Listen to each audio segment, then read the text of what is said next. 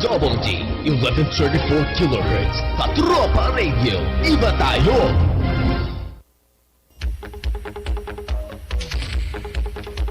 Sa pagsakit ng ganitong oras sa himpilang ito, nakatutok at aalingaw-ngaw ang Kanyon! Kanyon!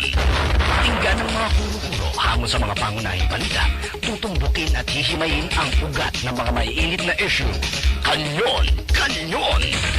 Kanyon ng komentaryo at serbisyo publiko, si Rolly Canon.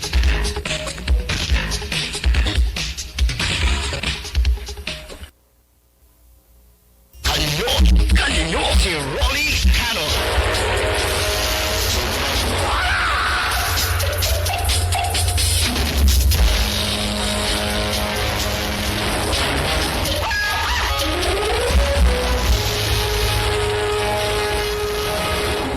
Magandang umaga po sa inyong lahat, mga kababayan. Muling nagbabalik ang inyong lingkod, si Rolly Canon, hanggang alas 10 ng umaga dito sa palatuntunang Kanyon.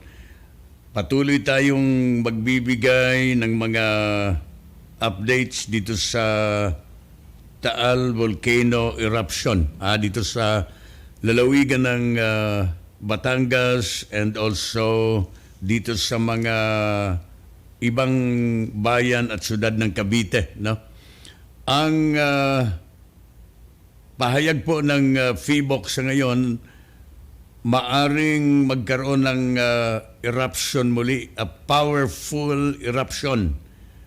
Pero nagwawala na yung mga residente doon sa iba-ibang areas ng Batangas province, no? Yung mga taga-Talisay mukhang nagwawala na, ha? Yung vice mayor ng Talisay nagsasabi na hindi daw totoo itong mga sinasabi ng PHIVOC na itong Taal Volcano ay mag-i-erupt pa. In fact, may isang residente sabi niya, wala na, nakasingaw na yan eh. So, hindi na sasabog yan. Yung vice mayor, sabi ng vice mayor hindi totoo ang sinasabi ng PHIVOC. Nako, napakahirap yun. Ha? At sinasabi, may proposal kay Pangulong Duterte na ibahin daw ang findings or decisions of PHIVOC, no? Lalong-lalo na po itong mga sinasabi ni Yusek Solidum ng PHIVOC. Ha? Hindi daw totoo, nasasabog pa ang PHIVOC. Ang problema dito sa mga mamamayan natin, mas marunong pa kayo sa PHIVOC eh. Ha? Sa inyo, pakiramdam lang eh.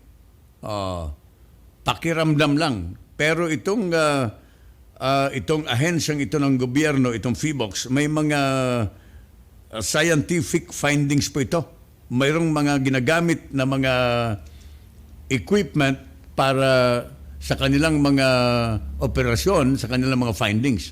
Ngayon, sang-ayon po kay Solidum, namamaga ang Taal Volcano at maaring nagre-recharge in preparation or as a prelude to a bigger and powerful eruption.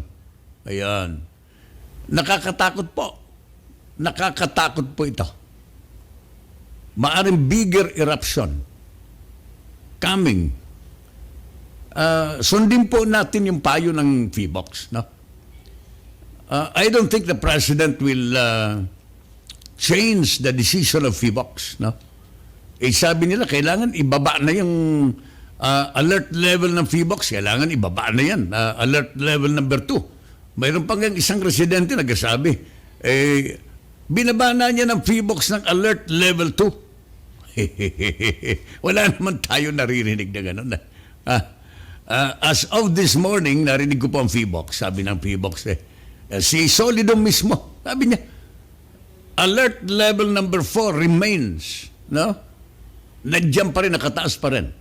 Huwag po tayong matigas ang ulo. Ha? Huwag tayong matigas ang ulo. Ha? mahirap po na hindi natin sundin ito.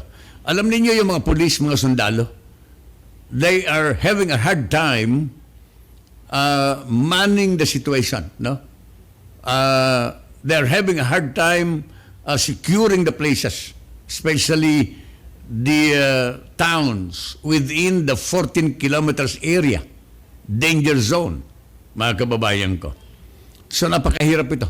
I think kailangan siguro may coordination dito, local government units. Pero ang problema, some of the officials of the local governments ay sila mismo nag-initiate para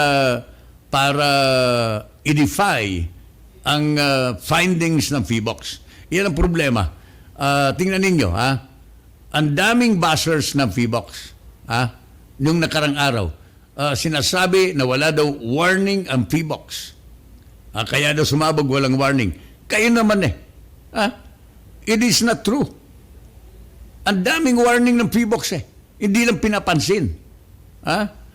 And as early as May last year, mayroon na pong pahayag ang PHIVOX na itong Volcano Island ay permanent danger zone. Napakahirap, no? Ngayon mayroon na naman silang paalala that this Volcano Island is a permanent danger zone. Na dapat walang mga inhabitants diyan. Dapat walang mga tao diyan. So you continue to defy the orders of VBOC, pero pag may nagsimula ng pag-bash, pag nagsimula ng pagbabatikos sa PHIVOX, lahat na sumasama na. Without investigation, without research, without first calling PHIVOX, hinuhusga na kagad itong ahensyang ito. I think it is unfair to PHIVOX na inaakusahan po ng mamamayan ng marami na they're not doing their job at saka remiss doon sa kanilang duty na hindi po nakapag-warning. It is not true. Mali po yan. At saka nakakaawa na kung minsan nga hindi na rin sila natutulog sa pagbabantay nito. Let us cooperate. Huwag na tayo magsisiyan dito. So, matagal ko na itong gustong sabihin because I've been hearing people lambasting PHIVOX. No? Even my relatives abroad, tinatawagan ako. Totoo ba niya na walang warning ang PHIVOX? Totoo ba niya na parang natutulog sa pansitan itong PHIVOX? Sabi ko, it is unfair. Wag naman natin na maliitin ang effort ng PHIVOX dito sa eruption nito. I think they're doing their job. Ngayon nga, may pahayag na naman. Ang PHIVOX, sabi dito ni Solidum, it is possible that Taal Volcano is just recharging as a prelude to a powerful eruption eventually. Ngayon, patuloy ang pagtakas ng mga tao papunta doon sa kanilang mga places. Tumatakas, humahanap ng mga areas na pwedeng daanan, nakamotorsiklo, hindi dumadaan doon sa may mga gwardya. Maraming mga places in Talisay as well as in some other towns sa Batangas na mga maliliit na daanan na hindi po gwardyado ng mga sundalo at ng mga pulis. They don't know some other areas na pwedeng daanan pabalik sa kanilang mga lugar. So, right now, ang dami po ang nakakalusot, especially in the middle of the night. Sila ay lumulusot. At hindi daw nila alintana ang pagsabog sapagkat they believe na ang Taal ay hindi na po sasabog. Sabi niya nga, may isang ang babae. Sabi niya, hindi na sasabog yan kasi, nakasingaw na yan may isang residente, sabi niya, ito ay hindi na sasabog yan. Kasi yung crater ay, ang crater ay lumaki na. Lumaki na ang crater at saka abo naman lang yan Hindi naman magma. Huwag tayong magmagalingan. Let us cooperate with the authorities, no? Okay? Huwag tayong magmagaling. So, inuulit ko po, kung may mga nakikinig dyan, nanonood sa Facebook Live, dito sa broadcast natin, alert level 4 pa din. Hindi po binababa. Contrary to some fake news na ibinaba na po ng PHIVOLCS ng level number 2 ang alert diyan sa Batangas. No, it is still alert level number 4. Narinig ko kanina si Solidom. So malinaw po tayo diyan at sang-ayon po kay Yusek Solidom, swelling, namamaga po ang bulkan sa ilalim, a portion has sunk. Medyo lumubog ang isang portion, and the entire volcano island has tilted slightly, indicating a resupply of magma or molten rocks rising to the surface. Yun. That maybe it is a sign of a powerful eruption. Yan. Kahit na ngayon ay kapag tingnan nyo ang Taal ngayon, sangayon sa mga report, kapag tiningnan ninyo ang Taal volcano ngayon, as if that nothing happened. Parang walang nangyari. No? Parang normal ang Taal volcano ngayon. But let us consider the findings of PHIVOLCS na namamaga, swelling, parang sugat, parang yung pigsa, di ba? Gawin natin example yung pigsa. Kapag may pigsa kayo, kapag namamaga na, namumula na, para magang-maga na, maaring sumabog po yan. Di ba? Maaring sumabog yung pigsa. Parang ganun, volcano din yan. So, okay. So, I'd like to repeat, let us respect the findings and the recommendations of PHIVOLCS, no, for our safety. All right. So, yung window hours doon sa lockdown na ipinatupad po ng mga authorities, especially the local government units, ngayon ay suspended na according to the latest report coming from DILG. Si Secretary Anyo po ay pinatigil na po itong window hours from 6 a.m. to 10 a.m.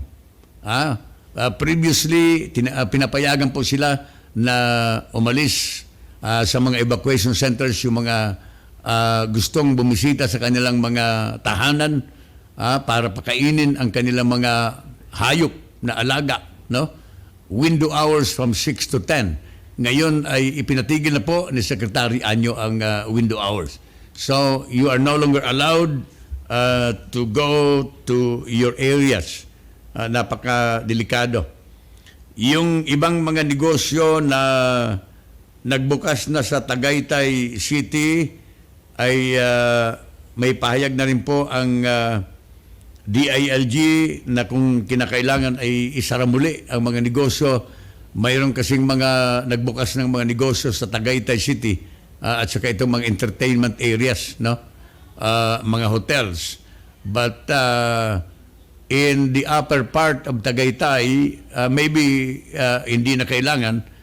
Pero doon, may mga portion kasi ng Tagaytay na medyo lower din. Malapit na doon sa mga kalapit na ng mga bayan-bayan diyan sa Batangas. So, according to DILG, yung mga areas na mababa na maaring abutin ng isang lateral or horizontal na pagsabog ng bulkan ay dapat isara muna. Alright, wag na muna tayong magnegosyo diyan sa Tagaytay kasi masyadong delikado pa.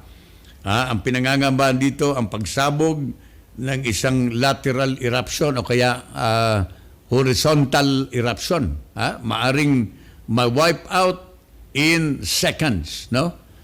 In seconds. Itong mga bayan within the 14 kilometers danger zone na itinakda po ng PHIVOLCS. So, ito po. So, yan po ang latest ngayon. Itong mga evacuees ay kailangan daw po ng mga hygiene kits at saka sleeping kits, mga banig, mga mats, Banig siguro pwede, mas mura. Yung mga gusto mag-donate, if you have the money, ang daming nagtitinda ng banig dito sa Quiapo, dito sa May Cubao, malapit sa wet area. May mga tindahan dyan ng mga native. Dyan sa ilalim ng Quiapo, I don't know kung nandiyan pa yung mga tindahan ng mga banig, mga native dyan. Marami. In the provinces, no? In the neighboring provinces, also ang Bicol. Sa Bicol, ang dami ng mga banig. Yan. Gawa ng buli. Yan. So, these are the things needed by our brothers and sisters in Batangas, no? Doon sa mga evacuation centers, mga kababayan ko, kailangan nila itong mga sleeping kits, no? Hygiene kits. Kaya, kung gusto niyo mag-donate, wag na muna ng food kasi ang daming mga donation of groceries, siguro mga tubig siguro pwede, medicines, no? Itong mga face mask pwede. And ngayon ang kanilang hinihingi mga banig, itong mga sleeping mats, nitong mga hygiene kits, no? Ito yung kanilang hinihingi ngayon sapagkat kulang. Okay. So, ano pa ba itong iba nating dapat ibigay na updates dito sa pagsabog ng bulkan? Okay. Incidentally, ito palang PNP chief na bago, si General Archie, General Gamboa, ay nanumpa kay Pangulo doon mismo sa doon mismo sa Batangas, no? Alright, kasi bumisita si Pangulo, nagbigay ng mga relief goods, doon na lang nanumpa si Gamboa. Dito sa isang diaryo ngayon, President Duterte puts a cap on General Gamboa after swearing him in as the new chief of the PNP in the ceremony held during the visit to Taal evacuees at the Polytechnic University of the Philippines gym in Santo Tomas, Batangas yesterday. Congratulations sa General Archie Gamboa. At least kumpirmado ka na, nanumpa ka na sa Pangulo. Finally, you got it. Kanyon, si Rolly Canon.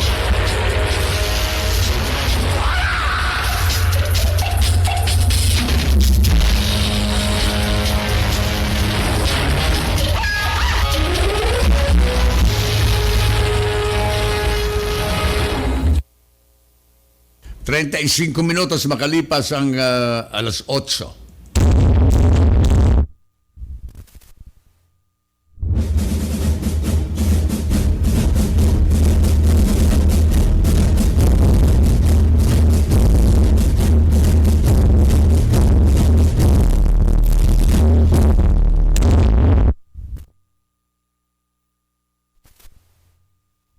Tuloy tayo dito sa ating Kanyon radio program hanggang alas 10 ng umaga. Ang pangako pala ni newly appointed PNP Chief General Archie Gamboa na nanumpa kahapon kay Pangulong, pangako niya linisin itong mga scalawags dito sa PNP. Ituloy ang internal cleansing among the ranks, no? Dito sa kanilang organization. Internal cleansing. Alam niyo, internal cleansing, sinimulan pa ito, panahon pa ni Bato, di ba? Panahon pa ito ni General Bato, may internal cleansing na. Di ba?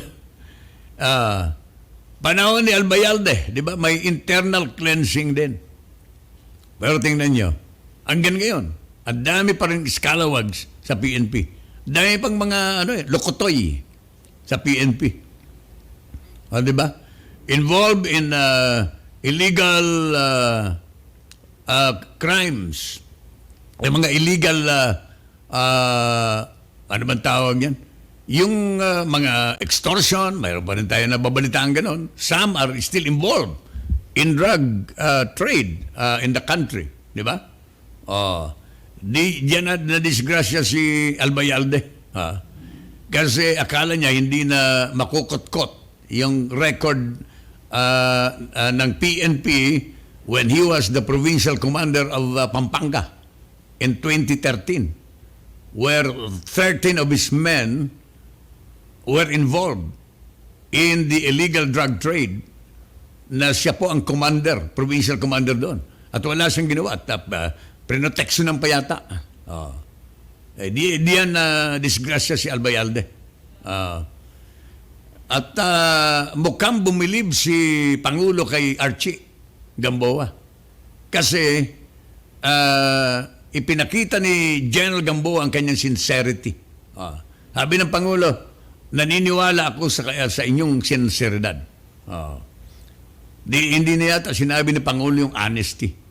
The honesty issue. Maybe deep inside the President, siguro honest naman to. Totoo naman. Medyo okay naman si Archie. No? For the past 3 months, medyo hindi po pwedeng tawaran yung ginawa ni Archie Gamboa sa PNP. At least for the past 3 months, he was able to perform. Diba? Nakapag-perform din siya, si General Gamboa. Marami din siyang mga na-accomplished, no? Diba? Tututukan niya ngayon itong internal cleansing, and he will intensify the drug war of the president, no? Side by side operation with the PDEA, di ba? So drug war and scalawag, the rid of scalawags in the PNP, no? Getting rid of the scalawags in the PNP. So yan. Sana maging successful po kayo, Mr. General. And from us here, dito sa Armed Forces of the Philippines Radio, we would like to congratulate you. Kanyon si Rolly Canon.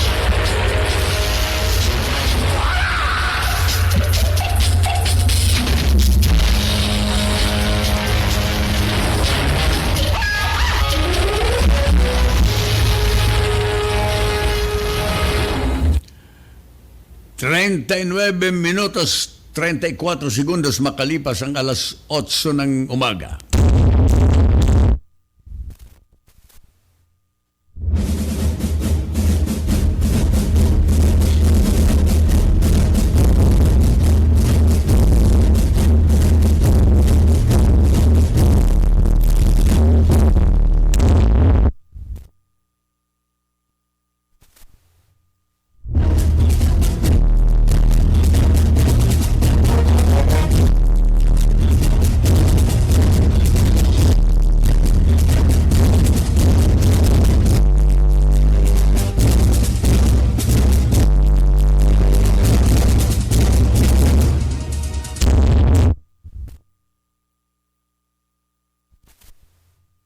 Tayo dito sa Kanyon ni Rolly Canon hanggang alas 10 ng umaga.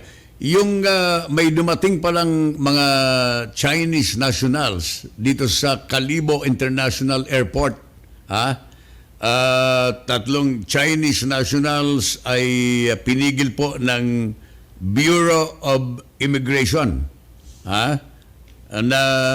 Napansin kasi na may lagnat yung tatlong Chinese nationals on suspicion that they are infected with the novel coronavirus. Na last December, ito po ay unang pumutok ang balita doon sa China. Na nagkaroon po sila ng outbreak affecting 44 Chinese nationals in China. Then, kahapon mga kababayan, may balita na ang affected ng coronavirus na ito ay 62. At may tatlong namatay na doon sa China. Ngayon, nakapigil itong tatlong Chinese nationals na isinailalim po sa quarantine. Maganda ito sapagkat mukhang stricto ngayon itong ating mga authorities dito sa mga airports, no? Considering na itong napigil na mga Chinese nationals na ito dito sa Calibo International Airport. Yan. So, congratulations sa inyo. Ha? Ipagpatuloy po, dito rin sa NAIA, ipagpatuloy sapagkat hindi po mapigilan ang pagdating, itong migration ng mga Chinese national sa Pilipinas, no? Sa ngayon, number 2 ang Chinese national sa mga dumarating sa Pilipinas, itong mga tourist dito sa ating bansa. But eventually, baka before the middle of this year, baka ito nga first quarter, baka Chinese na ang number 1. Ha? As of last year, ang number 1 tourist dito sa Pilipinas ay Korean, mga South Korean. Yan. Baka itong kapag natapos itong first quarter na ito ng 2020, baka Chinese nationals na ang darating na marami, pinakamarami dito sa ating bansa. So, tingnan natin kung ano ang result ng examination ng Bureau of Quarantine dito sa mga Chinese nationals na ito na naka-confine sa isang ospital. 3 Chinese nationals quarantined in Kalibo. Okay, abangan po natin ang result.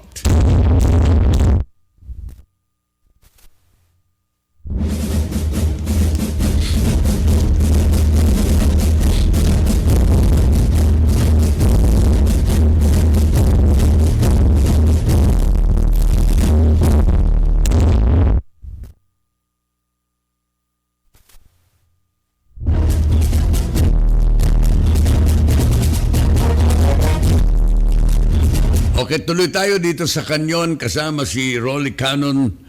Yung ating Kamara, itong Congress of the Philippines, inanunsyo po ni Speaker Alan Peter Cayetano na sila daw po ay magsasagawa ng sesyon doon sa Batangas City. The session to be held at the Batangas City Convention Center. At i-discuss daw ng Kamara itong iba-ibang mga disaster-related bills, including the creation of the Department of Disaster Resilience. Ayan. Ayan ako. Sabi ni, alam ninyo, ang nag-propose nito, na ang sesyon ng Kamara ay doon sa Batangas Convention Center para daw ipakita sa mga mamamayan na ang kanilang institusyon, ang Congress of the Philippines, has become the House of the People or the House of Hope. Yan ang mga banat ni Speaker Cayetano. Pormahan na tayo ng pormahan ngayon, Mr. Speaker. Alam niyo, malapit na kasi ang 2022 presidential elections. Di ba? Ang dami ng mga pumuporma. Ako wala tayong masamang tinapay kay Speaker Alan Peter Cayetano. Maayos naman yung taong yan. But the problem is, bakit kailangan pa doon sa Batangas Convention Center? Pwede naman na dito na lang sa Kongreso. Palagay ko mas malaki ang gastos ng gobyerno if you will do it there. Di ba? Gagastos yung mga congressmen na mga alalay nila, bodyguards nila. Gagastos ang gobyerno ng gasolina para papunta doon. Provincial kasi yan yung mga allowances ng mga bata nila, mga staff nila. Unlike kung dito na lang sa Kongreso, yung usual na gastos lamang. Mas matipid siguro. There is no need, personal opinion ko po ito, there is no need na ipakita sa bayan kung House of Hope kayo. Di ba? Or House of the People. Ipinapakita sa gawa po yan, no? At saka sa kilos. At doon sa mga ginagawa niyong mga bills. It is not the holding of the sessions of the House of Representatives in Batangas. Ayan. Ito ang aking opinion dito, parang pormahan ng pormahan Kanyon, si Rolly Canon.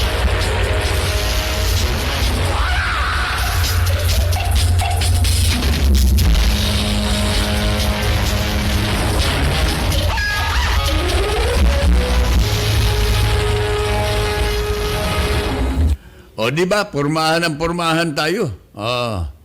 Dito sa House of Representatives, may mga pumuporma na. Sa Senado, ang dami ng pumuporma. Kasi malapit na ang 2022. O tingnan ninyo, yung decision ng Technical Working Group ng DOTR para pag-aralan itong angkas at saka ito bang mga iba-ibang mga kumpanya dito sa two-wheeled vehicles, itong mga taxis nito, motorcycle taxis nito. Noong kahapon, early yesterday, ipinahinto na ang investigation, yung pagsagawa ng testing, pilot testing ng Technical Working Group. Useless daw. Wala silang makakuha data sapagkat nakademanda pa sila. Dinimanda pa ng angkas. Yung Technical Working Group ng Land Transportation, the DOTR, no? Ngayon, dahil lang sa ang daming pumupormang mga senador diyan sa Senado, ay sa investigation kahapon, sinabun pa. Sinabun pa itong mga members of the Technical Working Group sa Senado. At sinabi na hindi dapat ipatigil. O tingnan ninyo. Bakit hindi naman nirespeto? Mga senador, pinagtulong-tulungan yung Technical Working Group ng Land Transportation Franchising and Regulatory Board, LTFRB. Kawawa nga decision nila yan duty nila yan Kaya nasasabi ko, ang daming pumuporma. Di ba? Kinausap nila si DOTR Secretary Tugade. Inimpluensya nila si Tugade na ituloy ang pag-aaral dito sa angkas na ito. Gusto talaga nila makapasok itong mga motorsiklong ito na halos pinuputakti na ang mga major thoroughfares in Metro Manila. Mga kababayan ko. Kahit ang daming violation. Mga senador, talagang pinagtatanggol. Sinabumpa ang Technical Working Group ng DOTR. Kinausap pa sa DOTR Secretary na ituloy. Kaya nasasabi ko, ang dami na ngayon ang nagpupormahan. Malapit na kasi ang presidential election. Pumuporma na itong maraming senador ngayon. Some of them will run for president. Some of them will run for vice president. Hindi ko na kailangan pang sabihin sa inyo kung sino ang mga senador na ito na as early as this time, pati dyan sa Kamara, pumuporma na para sa national election.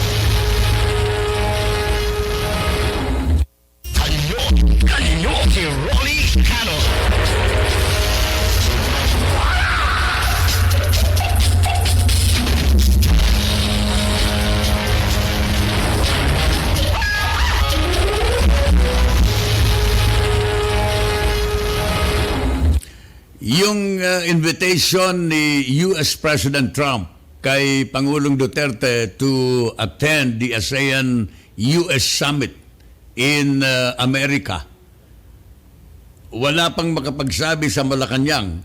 Lahat tameme ang nasa Malacanang. Usually, pag may decision na, alis to kagad dito si Secretary Panelo, ang presidential spokesman. But Malacanang has kept mum on whether or not President Duterte will accept an invitation from U.S. President Donald Trump to visit America as one of the Southeast Asian leaders scheduled for a summit in March. Yan.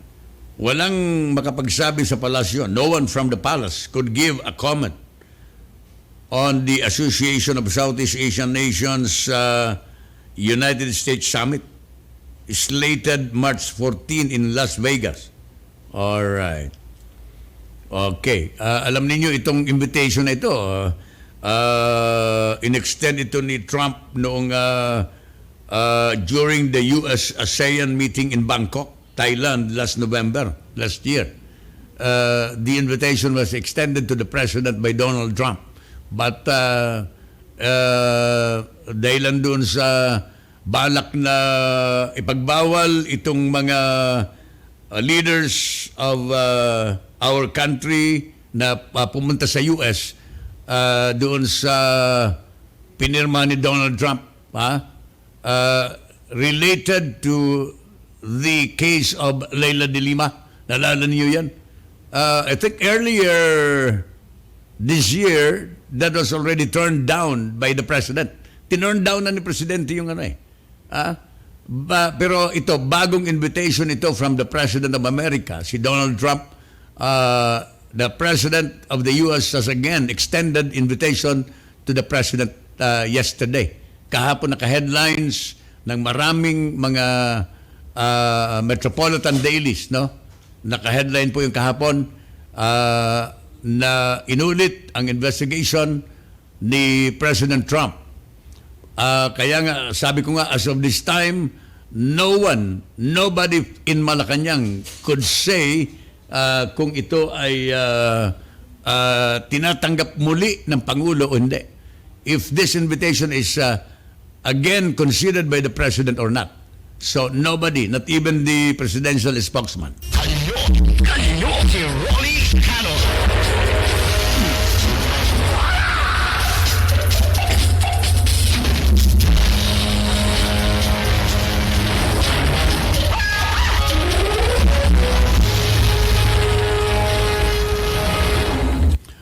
Katulad ng sinabi ko sa inyo mga kababayan ko, yung pagdinig kahapon sa Senado ng isang komite na pinamumunuan po ni Senator Grace Poe. Nandoon din sino ba yung nandoon? Si Ralph Recto nandoon din. Di ba? Isa sa mga sumabon. Si Grace, si Ralph Recto, si Bongo. Lahat sila, inano nila. Para bagang dinedma ang decision ng DOTR. Di ba? So, nakakuha po ng kakampi itong motorcycle taxis. Nakakuha ng kakampi dito sa mga senador. Mga politiko kasi. Sa bagay, opinion nila yan, that we have to respect also. But I think, sa aking opinion, they have to respect the decision of the technical working group. If that was their decision, dapat everybody should respect. Di ba? Kasi wala naman sa executive itong mga senador. Di ba?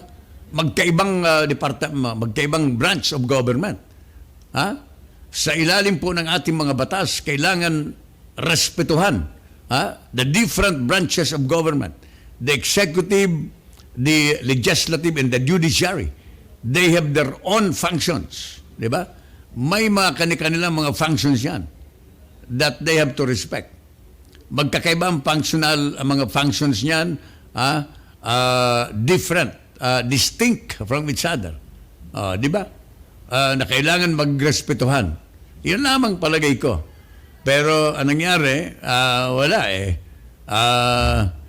Talagang gustong maituloy kasi kung maituloy nga naman, ang laki.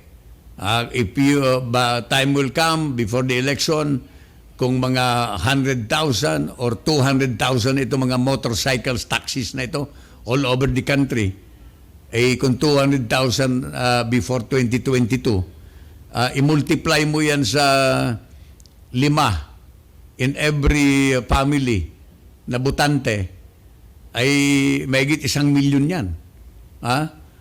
Milyon din ang boto.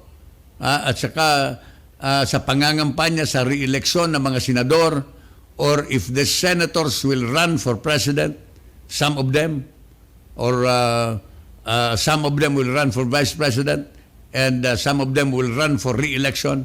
Di ba? Sasabihin nila, hey, kayo na mga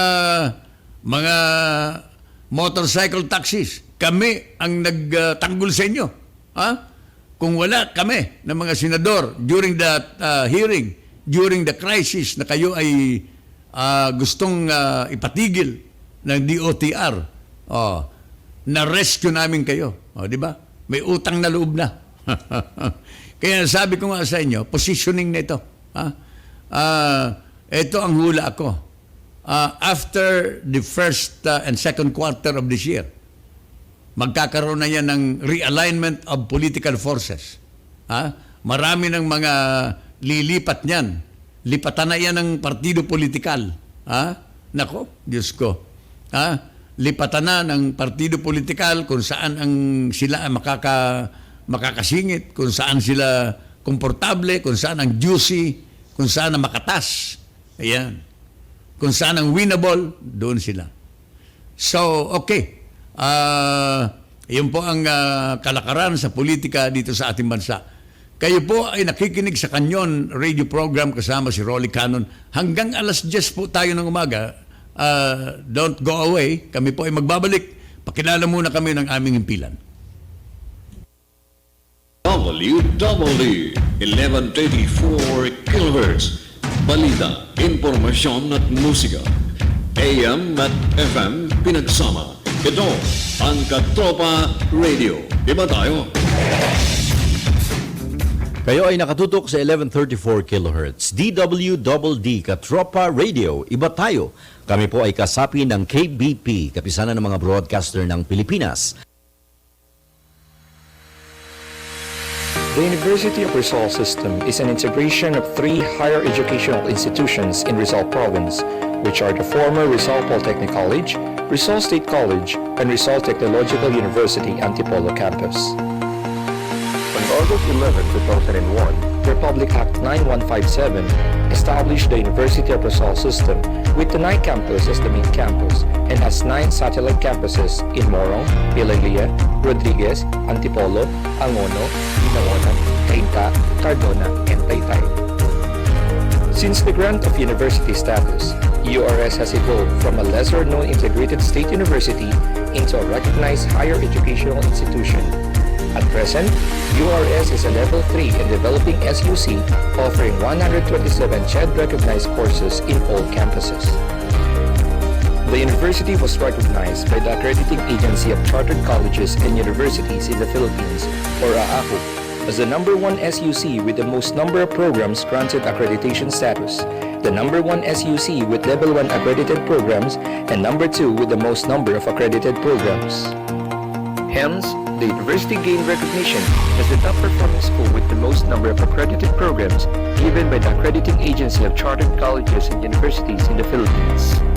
It is the only HEI in Rizal that offers graduate degrees in agriculture as well as selected undergraduate degrees in arts, engineering, fishery, social work, and sciences. The university is now guided by its new vision of becoming the leading university in human resource development, knowledge and technology generation, and environmental stewardship. To attain this new vision, The university focused its institutional development towards public recognition and awareness of URS excellence, excellence in human resource profiling, university-wide infrastructure and facilities development, and excellence in academic and administrative processes and services. Likewise, the university has forged ties with international companies in Israel and Malaysia for its international practicum and on-the-job training programs. The university also established its Mechatronics Center, Biodiversity Center, and Sustainable Agriculture and Natural Resources Institute. With the assistance from Guru Nashan Foundation Incorporated, the university has served as a training center for Department of Education teachers in the province through the enhancement and expansion of capability in Information Technology and English, or EXITE program. The creation of the Culture and Arts and Sports Development Offices contributed to the preservation of the rich art and cultural heritage of the province, as well as nurtured the athletic development of future Olympians. Physical development is on the rise. Academic buildings in all campuses, student centers, newly equipped and renovated university library, complemented with Starbucks e-library, as well as a newly renovated gymnasium. World-class science and technology and engineering buildings, GAD Center building, and Micro Hydro Center building. URS boasts of more than 500 highly qualified faculty members, supported by almost 300 well-trained support staff and administrative officers, serving around 17,000 students from laboratory to graduate schools department. The strong collaboration with Department of Science and Technology, or DOST, as well as Department of Trade and Industry, or DTI, led to the establishment of Food Testing Laboratory and Electronic Digital Science Library. Support from the provincial government and local government units has resulted to construction of new academic buildings and upgrading of existing science, engineering, and ICT laboratories. To date, URS is a top DTI shared facility partner institution. URS ranks first as the nationwide model of DOST Starbucks partner institution. URS is one of the best civil engineering schools of the country based on PRC licensure performance. It is also a DepEd training partner institution in K-12 education. Likewise, Simeo Inatech has forged partnership in distance learning with certified and internationally accredited IXL's flexible learning tutors. The university is recipient of the Most Outstanding Accounting Office, given by the Philippine Association for Government Budget Administration Incorporated, or PAGBA. It has the most innovative projects in livelihood as certified by the Philippine Association of Extension Program Implementers Incorporated and the Tennessee Renewable Energy Economic Development Council. URS ranked 9 nationwide out of 239 SUCs offering agriculture, as evidenced by school performance in the agriculturist's licensure examinations. Likewise, URS was ranked 10th out of 150 schools nationwide in the 2018 School Performance Ranking in Electrical Engineering Licensure Examinations. The university also ranked 21st out of 155 schools in Electronics Technician Board Examinations. The university plays a key role in the implementation of Migration and Development Program in the province, holding the co-chairmanship on strengthening, upscaling, and mainstreaming international migration and development, or SUMIT Calabarzon, with National Economic and Development Authority Region 4A from August 26, 2015 up to present. URS has taken the lead in organizing the consortium for the conservation and sustainable development of Laguna Lake, along with 10 other stakeholders near the Laguna Lake area. To sustain the faculty productivity in terms of research and extension accomplishments, various trainings on publication and membership to recognized research associations are constantly pursued by the administration.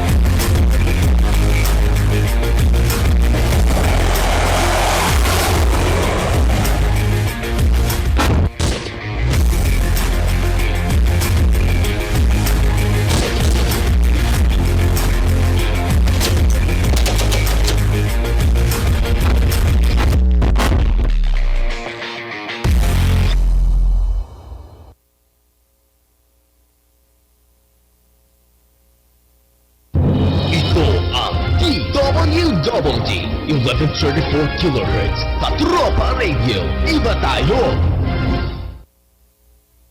Kanyon! Kanyon! Si Ronnie Canon!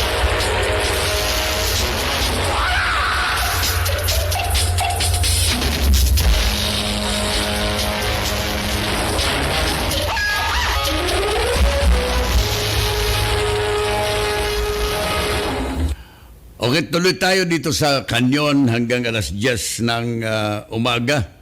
Yung ito palang NCRPO kahapon ay nagpahayag na itong kanilang gagawing crackdown on policemen using stolen vehicles, no? Itong mga nakaw na mga kotse na ginagamit ng mga pulis nila, ha? Usong-uso ito sa mga pulis, lalong-lalo na yung mga commander ng mga presinto. Ha?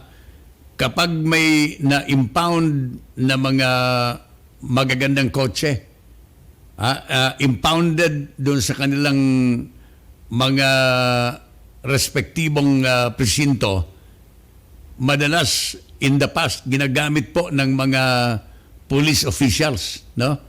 Sa kanilang personal na lakad pati na pamilya. So ito po ay gagawin ng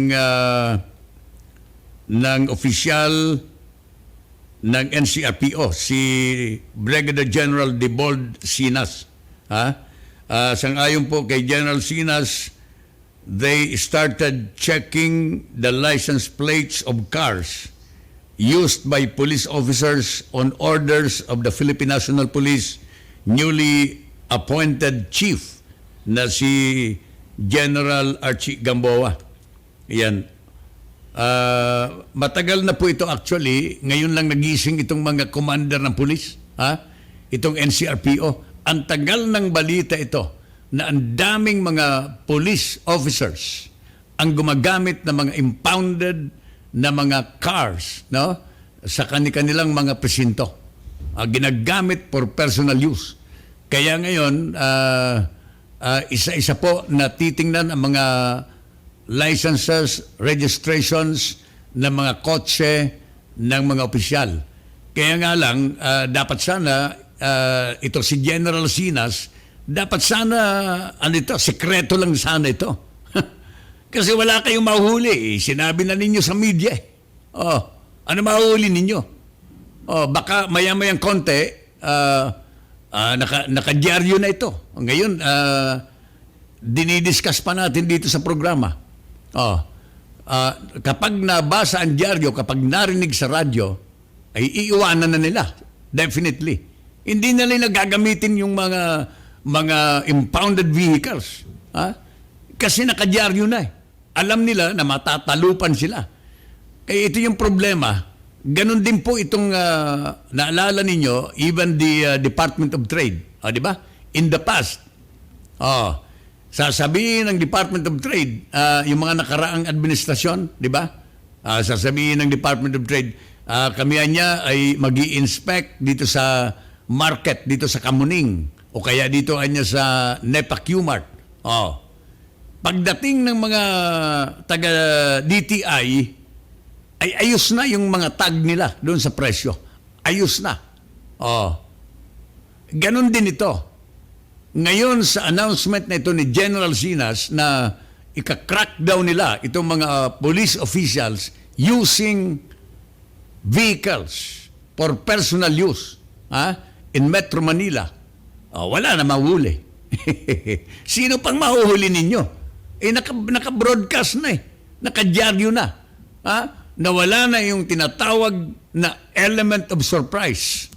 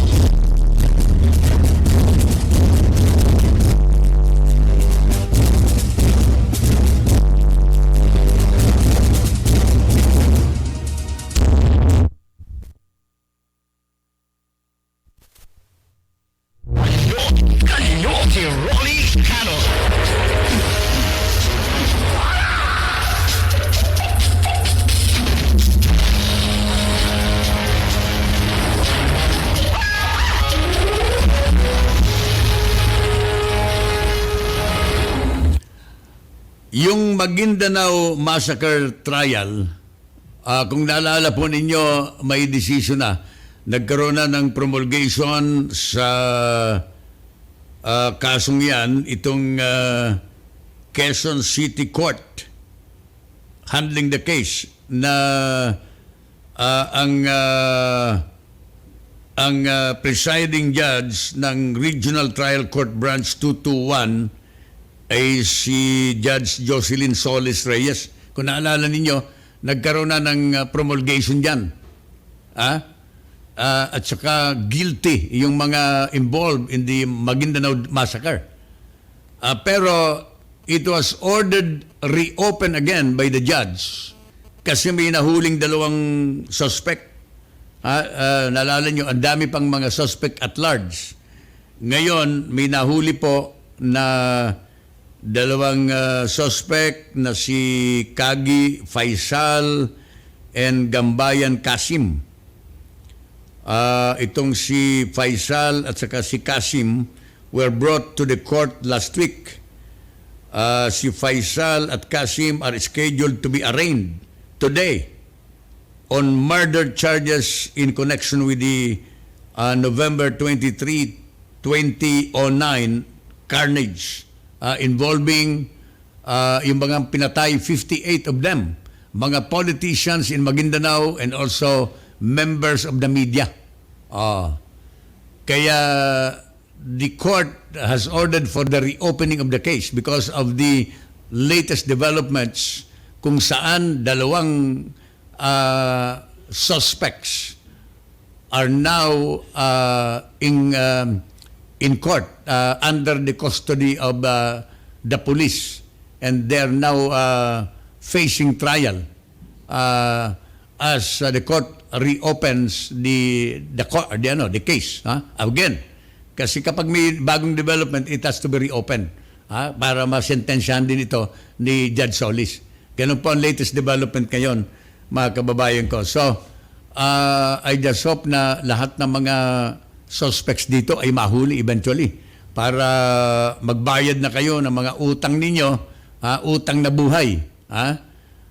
Alam niyo, maaaring pagbayaran niyo sa lupa, pero pagdating sa pangalawang buhay, pagbabayaran pa ninyo yan.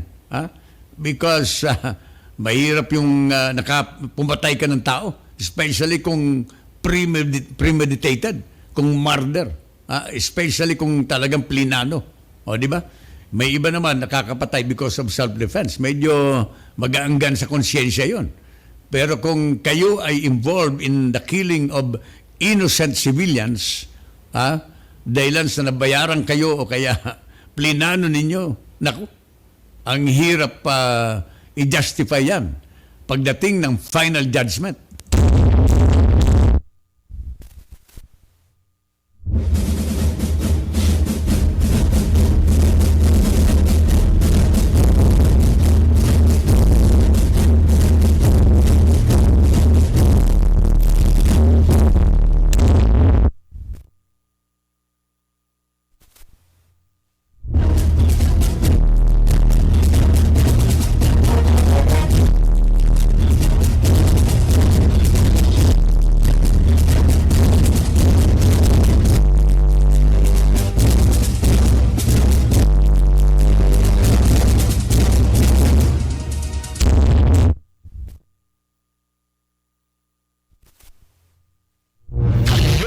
Kanyon si Ronnie Canon.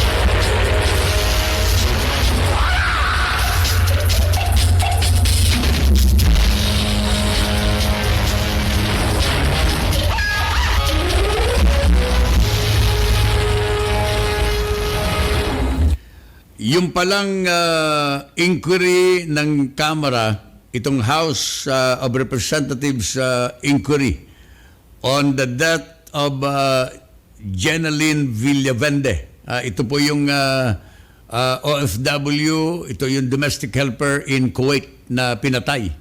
Alala nyo, binugbog na, nirape pa, tinanggal pa ang brain at saka yung puso. Tingnan nyo. Tingnan mo yung napaka-demonic, napaka-weirdo na tao ang gumawa nun. demonyo na siguro, no? Imagine, nabugbog na nga, minaltrato na nga, pinatay na sa bugbog, ni-rape pa. Pagkatapos tatanggalin pa ninyong ang akin dito siguro nag-iingalo na ito. Siguro nag-iingalo ito si Jeneline ay baka pre-reserve, kinuha na, pinatay na, lalo. O, di ba, nag-iingalo para mapakinabangan ng puso, binenta siguro na mga either ng amo o kaya may kasabot sa ospital. That has to be investigated. Kailangan i-investigate po yan. Kaya nga ngayon, ang maganda ito, the House of Representatives will start today the inquiry into the death of Filipina domestic helper Jeneline Villavende. Representative Raymond Mendoza of the Trade Union Congress of the Philippines party list said labor and foreign affairs officials are expected to attend the inquiry. Yan. So itong imbestigahan dito, itong fake autopsy report, itong fake autopsy sent by the Kuwaiti authorities on the remains of Villavende. Yan. Kasi yung autopsy report ng Kuwait, namatay daw sa, parang bumigay daw yung puso at saka yung lungs. Ganun lang. Ganun lang kasimple. Dinoble ang autopsy dito ng NBI. Napatunayan, tanggal ang puso ni Villavende, walang utak. Grabe. Pagkatapos may laceration. Ibig sabihin, may sinyales na ni-rape pa ito. Ay, nako. So, ituloy po ninyo. The inquiry will start today at the House of Representatives, no? Congressman Mendoza. Ayusin po ninyo ito sapagkat this is very important. At saka, Secretary Bello, sir, please do not recommend the lifting of the ban ng mga OFWs doon sa Kuwait as of this time. Wala pang justice na inaibibigay kay Jeneline. Kanyon si Rolly Canon.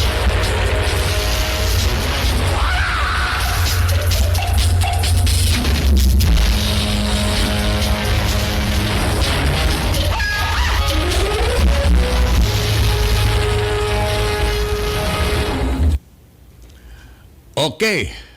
Oras natin 22 minutos. Makalipas ang alas 9.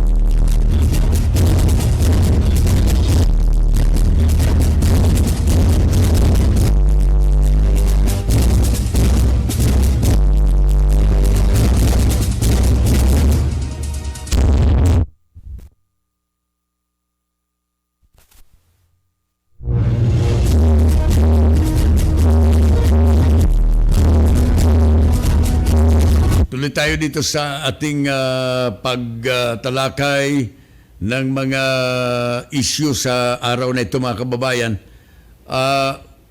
Ang deployment ban sa Kuwait maaring magdulot po ng pinsala sa dollar remittance ng mga OFWs from Kuwait. Definitely, we can expect decline sa dollar remittance. Maaring, ang estimate dito ay maaring bumaba ng $250 million. At least $250 million in remittances is seen to drop should the Philippines continue to ban the deployment of Filipino workers in Kuwait. Malaki po nga talaga, no? Pero wala tayong magagawa. Ganun talaga. Otherwise, patuloy na kakamutehen tayo ng mga Kuwaiti. Itong mga Kuwaiti nationals. Pati yung gobyerno ng Kuwait, hindi magkukumahog na makipag-cooperate dito sa ating gobyerno para sa proteksyon ng ating mga OFWs. While it is true that the result of this ban in the OFW deployment will displace around 270,000 workers, Filipino workers, no? Mostly household helpers. We have to bear with it. Kailangan natin tanggapin po yan. Tanggapin natin yan. Otherwise, sabi ko nga, wala eh. Kung sugod lang tayo ng sugod because of the dollars, ay pinapatay ng mga OFWs natin. Alam ba importante? Yung buhay ng mga mamamayang Pilipino na inaabuso, ang ating dignidad ay inuyurakan ng mga walang hiyang ito, o itong decline in the remittance of dollars. Parehas importante. But, palagay ko, bigyan natin ng weight, ng diin, itong buhay ng mga Pinoy. Yun lang ang akin. Ewan ko sa inyo.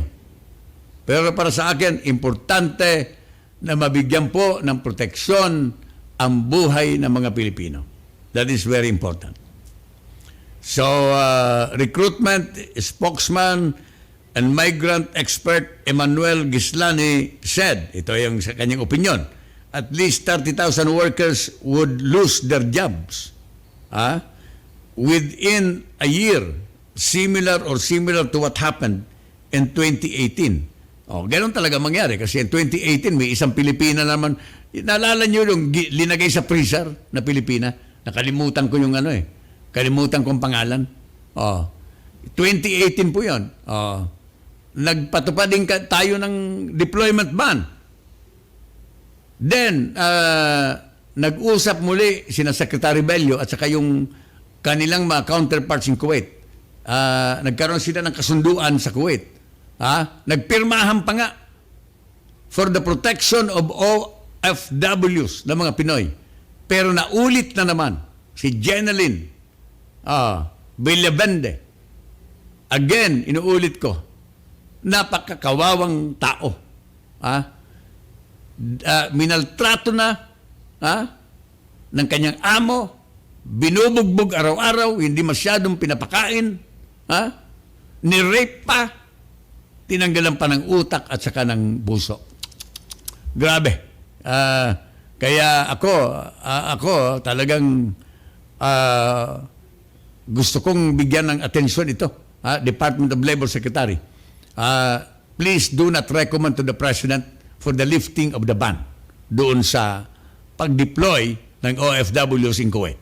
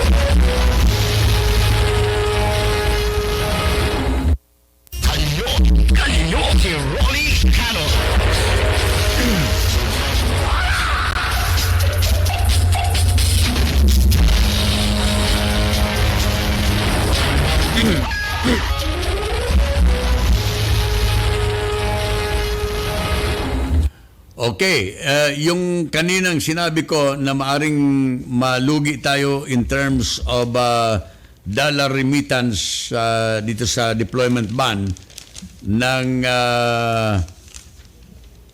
ilang yung sinabi ko kanina, $250 million no, in OFW earnings dito sa pagsabog ng bulkang Taal.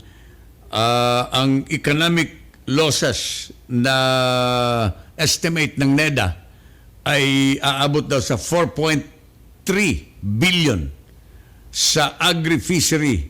Yan. Agriculture and fishery. Totoo naman ito.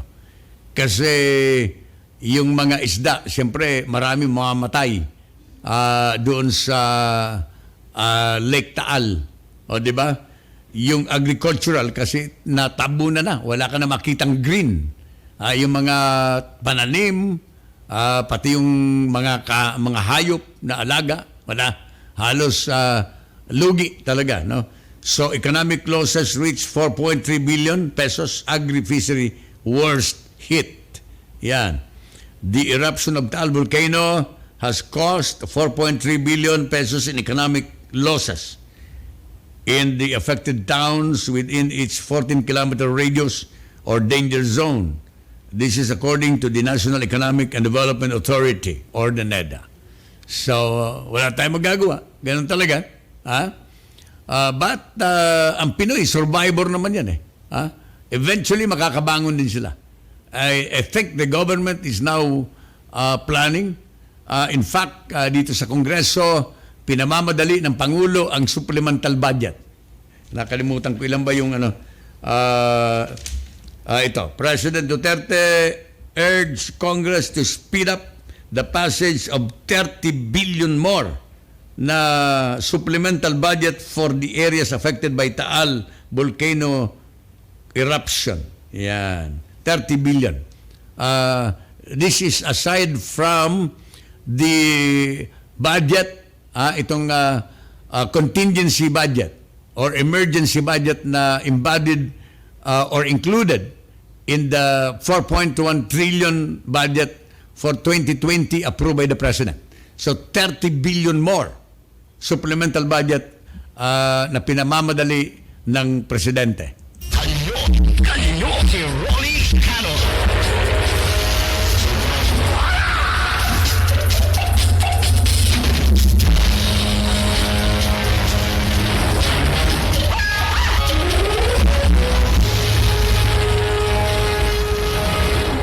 31 minutos, 32 segundos makalipas po ang alas 9. Let's have a station break and after that magbabalik po muli ang inyong lingkod, si Rolly Canon, hanggang alas 10 tayo.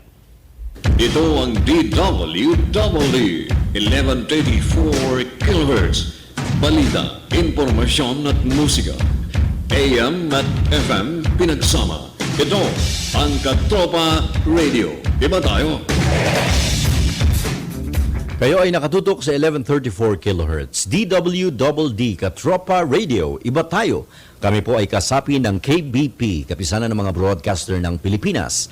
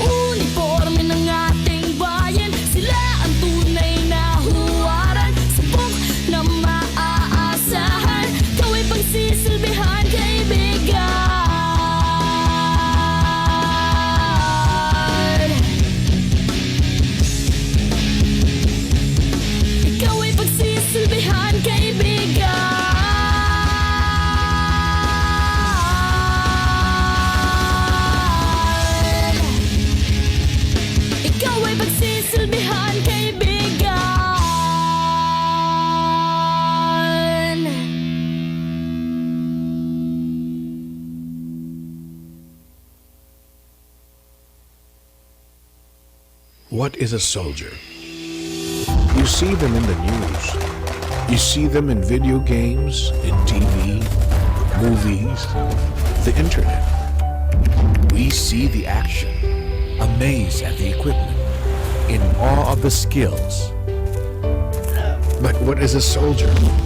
What lies behind the guns, the bullets, the gear? An ordinary human being, just like you. An ordinary person that will become the country's best, the country's brightest, the country's heart and soul. A nation's servant whose honor is to serve the Filipino people. A protector whose duty is to lead in times of trouble. A noble warrior that has chosen to push themselves to be the best that they can be. An ordinary Filipino, just like you. That has chosen to serve, lead, and whose extraordinary actions can inspire a nation. What is a soldier of the Philippine Army? An ordinary Filipino called to do extraordinary things. A human being with heart and soul. A warrior with a noble code. A protector of our freedoms. A Filipino hero. And you could be one too. A soldier of the Philippine Army. Serve, lead, inspire. Find your calling here. Join the Philippine Army today. Serving the people. Securing the land.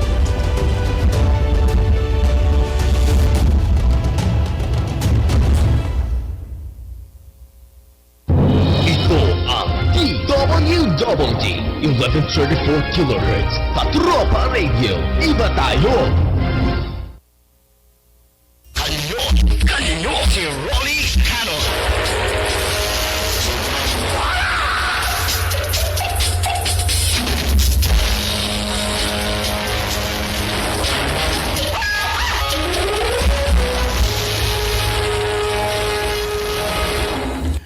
Tuloy ang kanyon hanggang alas 10 ng umaga. Tuloy tayo dito sa ating pagbibigay ng mga impormasyon. Kung naalala po ninyo, noong isang taon, isinulong po ni Congressman Rufus Rodriguez itong amendment to the 1987 Constitution, itong constitutional reform. Di ba? Very active yung grupo ni Congressman Rufus Rodriguez sa pagsulong na kailangan daw maaprubahan. Kailangan kagatin ng House of Representatives ang kanilang balak na isulong ang charter change, no, on certain political and economic provisions of the 1987 Constitution, di ba? Maraming consultation on sino, ang ingay-ingay nga ng grupo ni Ginoong Rodriguez, di ba? Ni Congressman Rodriguez, naalala nyo? Ay mukhang hindi naman masyadong kinagat ng Kongreso. Kasi may sorby dyan. Earlier, may survey dyan ang SWS. SWS, di ba? Itong Social Weather Station na ayaw ng tao. Ang baba ng approval rating ng mga Pilipino sa anumang pagkilos na baguhin ang konstitusyon. O, di ba? Pero hindi tumitigil ito sina Rufus Rodriguez. Ngayon, dahil hindi po kinagat ng tao at ng Kongreso yung pagkilos ni na Congressman Rodriguez, may bagong grupo na naman. a new movement. Yan, bagong movement na naman, seeking to amend provisions of the 1987 Constitution was launched yesterday at the Philippine National Police Headquarters in Camp Crame. Yan. Taga-DILG po yung ang namumuno naman nito. Hindi umubra yung grupo ni Congressman Rufus Rodriguez, walang nangyari. Na naglilibot-libot na sila, dami-dami na daw nilang kinonsulta. Hindi umubra. Ngayon, ito naman bagong grupo. Yan. Itong bagong grupo na Constitutional Reform Movement or CORE. Yan. Ito daw na CORE will lobby Congress to approve proposed amendments in the charter, specifically on political, economic, and social reforms before President Duterte steps down from the office in 2022. Ayan. Ewan ko sa inyo. Kung kaya niyo mga tao. Ayaw nga ng tao eh. Nung araw tama. During the first 2 years of the president, talagang pinupus ni presidente yan. Pero ngayon, seldom na marinig mo sa mga speeches ng presidente na kanyang binibigyan ng diin itong charter change. Why? Alam ng presidente ang pulso ng bayan. Di ba? Na medyo hindi po receptive ang pulso ng bayan dito sa pagbabago ng konstitusyon.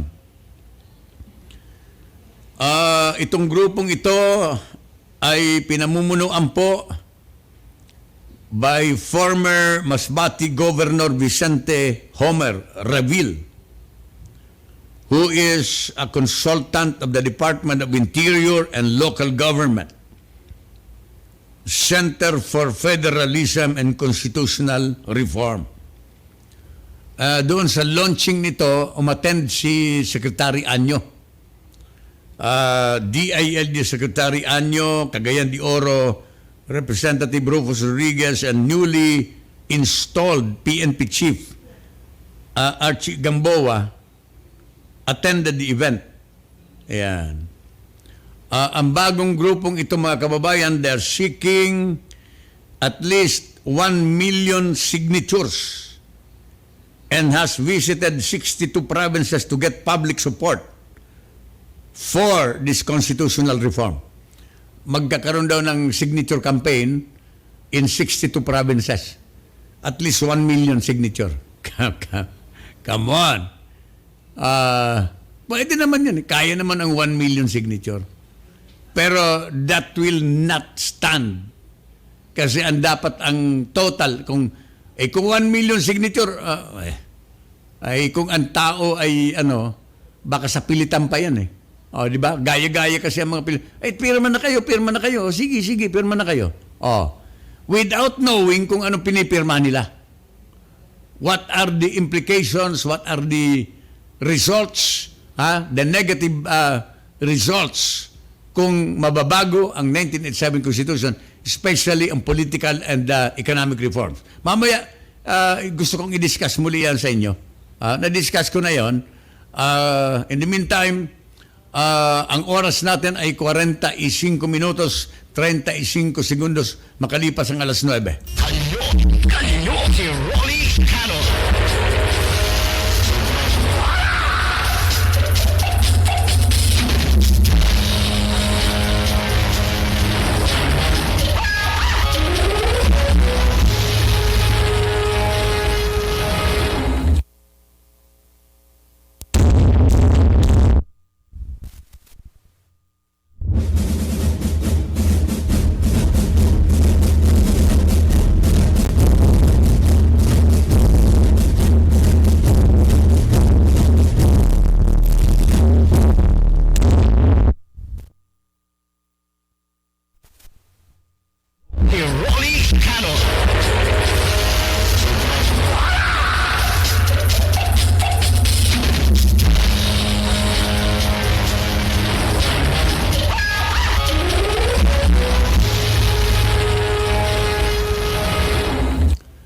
ituloy po natin itong Kanyon hanggang alas 10 ng umaga.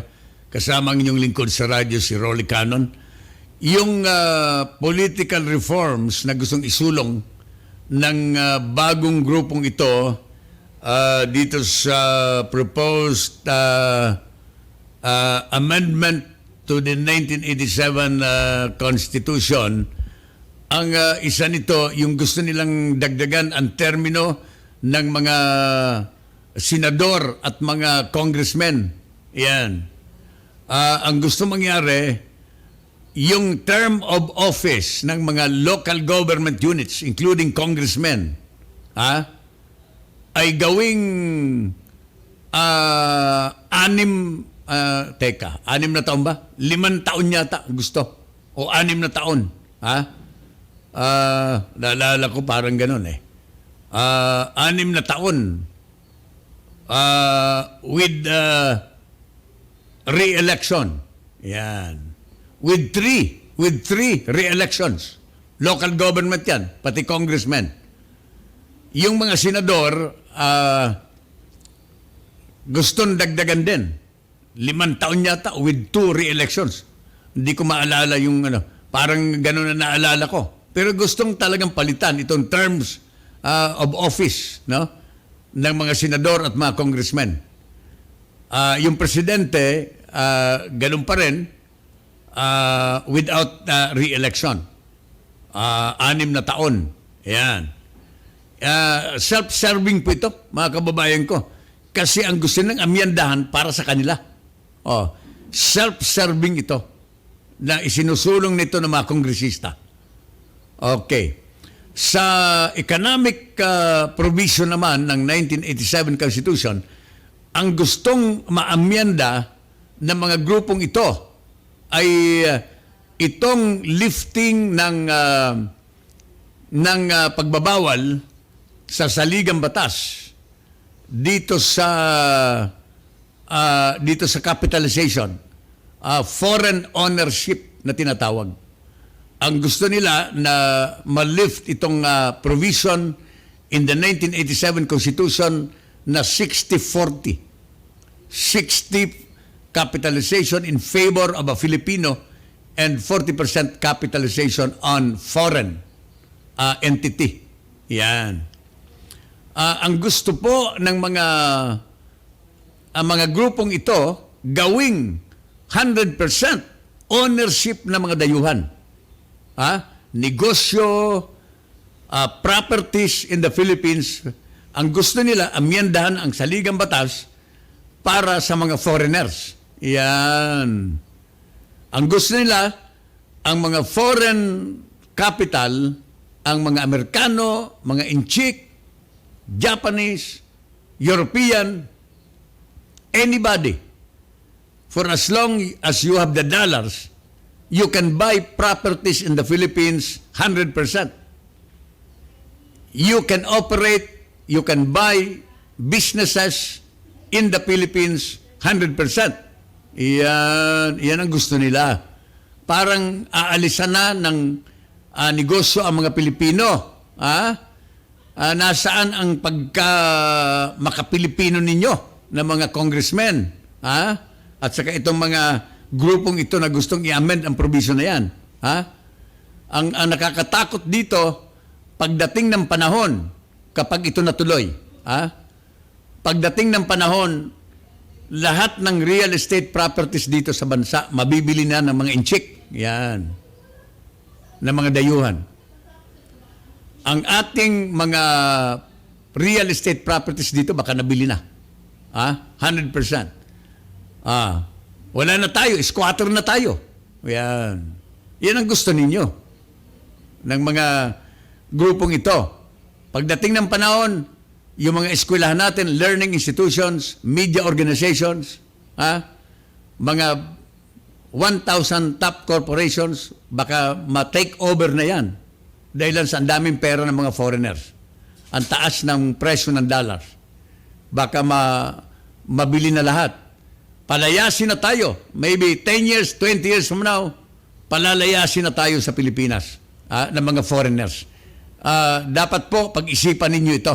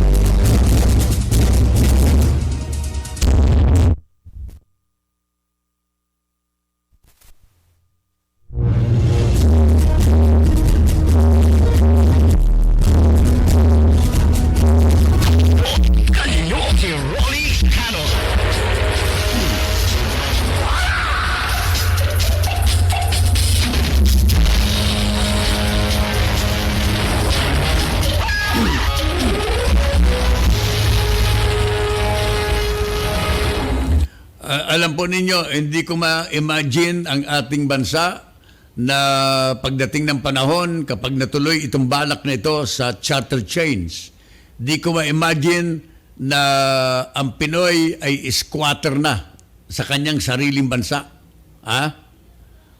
Baka ipagbili na. Very tempting kasi ang presyo, dolyar, kapag foreign capital ang bibili. Tingnan ninyo, ang mga Chinese ngayon, sinisimula na. Di ba? Ang dami ng mga properties dito. Ang iba, nire-renta ng mga Chinese because they have the money.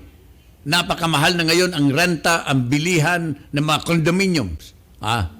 Ngayon pa lang, hindi pa nga napapalitan ang charter natin. Ini-invade na tayo ng mga dayuhan.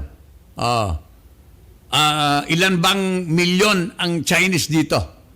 May mga balita, ewan ko kung totoo, pero ito'y hindi naman kinukumpirma. Mayroon na tayong 3 milyon na inchik Chinese nationals in the country that we cannot locate. Dahilan, ang iba tago ng tago dito. Yung iba nagtatrabahong construction worker, ang iba pogo worker. Yan. Na yung mga construction workers nga, dapat sa Pinoy yan. Itong mga blue-collar job, dapat sa Pinoy. Pero, nandito sila sa Pilipinas. Masakla po. Kaya na mabasa ko ito na panibagong grupo na naman. Grupo daw ng isang taga dyan sa DILG, mga kababayan ko. Kasi hindi umobra yung pakulo ni Rufus Rodriguez. Di ba naalala nyo? In the past, talagang very active itong grupo ni Congressman Rufus Rodriguez na kailangan daw maamyenda ang saligang batas, the economic and the political provisions of the 1987 Constitution.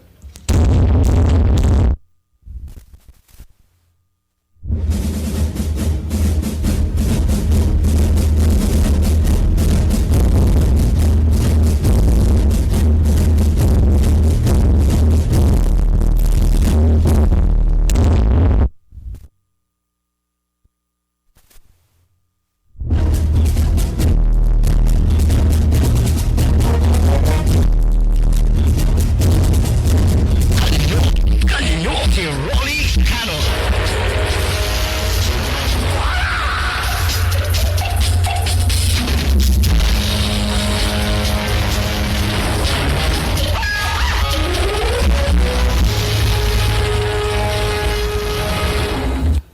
Okay, tuloy natin itong kanyon hanggang alas 10 ng umaga. Yung congressional franchise ng ABS-CBN, mayroon na naman. Ito na naman si Rufus Rodriguez na naman.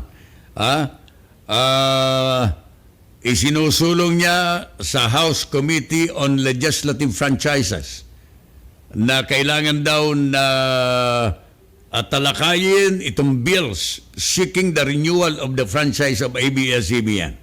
Si Rufus Rodriguez na naman ito. Kasi yung Kongreso po, yung sesyon ay nag-start na po, nag-resume kahapon, Monday, January 20. Okay. Actually, ang dami-daming panukalang batas dyan para sa renewal or extension of the franchise of ABS-CBN. Ang dami-dami. Ang daming mga sumisip-sip dyan sa ABS-CBN na mga kongresista. Pero, ito, sa bagay, minamadali nila ito sapagkat ang Kongreso ay mag-a-adjourn para sa bakasyon sa Semana Santa on March 22. March 11. March 11, bakasyon na naman ang Kongreso. Kaya minamadali nila ito. Pero alam niyo, ito masasabi ko dyan. Sa bagay, malungkot kapag masarahan ang ABS-CBN. Kasi 11,000 na mga employees ay mawawalan ng trabaho. Yan. Pero, prerogative ng presidente. Kahit ipalusot ninyo yan sa Kongreso, if the president will not approve it, wala din. for as long, palagay ko walang kikilos dyan.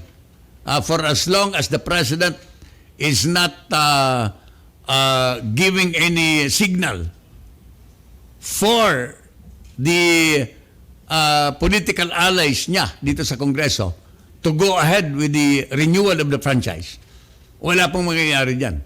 Nakasalalay yan sa kamay ng Presidente. As of this time, bitter pa yung Presidente.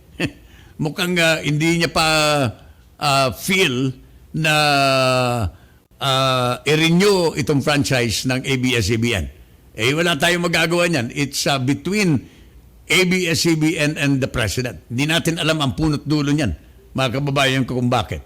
So, yan po ang kabuuan ng 2 oras po na pagtatanghal ng Kanyon radio program sa araw nito, araw po ng Martes, January 21, dito sa DWWD Radio. Sa ngalan po ng aming management, ng Impilan, at Perds, thank you sa technical department. At of course, sa mga tumutok sa Facebook Live at ganoon din sa mga nakinig sa 1134 radio, maraming salamat sa inyo. At sa mga Bicolano, Diyos mabalo sa inyo, gabos, mga tugang Diyos marahay na aga yan sa Bicolandia. Si Rolly Canon magbabalik bukas muli at the same time, 8 to 10 in the morning. Maraming salamat. God bless us all. And again, I pray for peace. Kanyon! Inyong napakinggan si Rolly Canon sa isa na namang matalinong pagtalakay ng mga issue. Maraming salamat po at abangan ang kanyang pagbabalik at muling pagputok ng Kanyon! Ito ang DWWD 1134 kHz Katropa Radio. Iba tayo! News and information on DWWD 1134 kHz. Ngayon na!